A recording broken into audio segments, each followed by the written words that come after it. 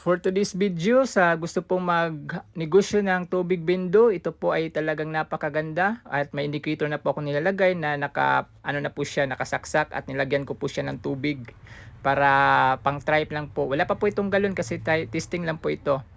So ito nga pala yung design niya. So napakasimple ng design at yung ano pala, hindi ko na po isinali yung galon na i-frame kasi po yung galon po para madali lang po nilang lagyan ng tubig.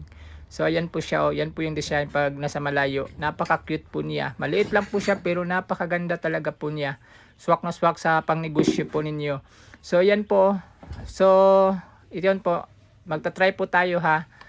So dapat pag try natin, dapat nakalagay na po yung bottle para hindi po siya tatagas yung tubig, hindi po mababasa yung mga sahig ninyo. Tapos pag naka-timer na po yan siya, mayroon na po siyang indicator, meaning to say na mayroon na po siyang supply na para makalabas po yung tubig. Tapos ano po, napakadali lang po niya i-adjust yung timer niya. Kung gusto niyo po